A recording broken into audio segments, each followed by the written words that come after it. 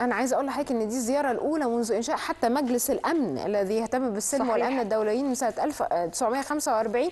هذه أول مرة أن يزور وفد ممثل من 15 دولة إلى دولة مثل سوريا. الحقيقة كل ما يحدث في سوريا مهم جدا، وأتوقع أن الدولة المصرية تراقب كل الأوضاع في سوريا عن كثب، ويمكن بشكل متأني جدا. نحن لا نعلم إلى أي اتجاه ستذهب سوريا. طبعا بنتمنى وحدة الأراضي، وما حدث في السويداء وكل هذه الأحداث الطائفية التي حدثت في سوريا نتمنى أنها تنتهي. ولكن أحمد الشرع وشخصية أحمد الشرع، وهفكر حضرتك عندما قال تصريح مهم جدا وقال أنا لست امتدادا للإخوان، ولكن هذا التصريح هو يغازل به الخارج، يغازل به حتى الأشقاء العرب، لأن هو خلفيته من تنظيم القاعدة وخلفيته إسلام سياسي.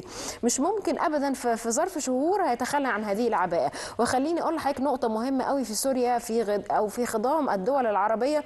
سوريا هي آخر الدول التي تعرضت إلى ثورات الربيع العربي، حتى نختلف على التعبير، ولكن إذا تمت صبغتها بصبغة مدنية وأصبحت دولة تستطيع أن تستوعب كل الطوائف اللي فيها، فإذا الوطن العربي هنا كسب كثيرا جدا، وهيكون في مكتسبات عربية ودبلوماسية كثيرة جدا. ولكن إذا تصبغت بالإخوان وأصبح لديها طبيعة إخوانية وانشقاقات وحروب أهلية، أخشى أن يكون ذلك مركز للعدوى الكثير جدا من الدول العربية المجاورة. فأتمنى أن سوريا تصبح دولة تستوعب كل الطوائف، دولة مدنية حقيقية لديها من الرؤى الوطنية تجاه كل الطوائف، سواء علويين، مسيحيين، مسلمين، دروز، أرمن، كثير جدا من الطوائف الموجودين في سوريا. جميل. الكاتبة الصحفية دكتورة مريان جرجس.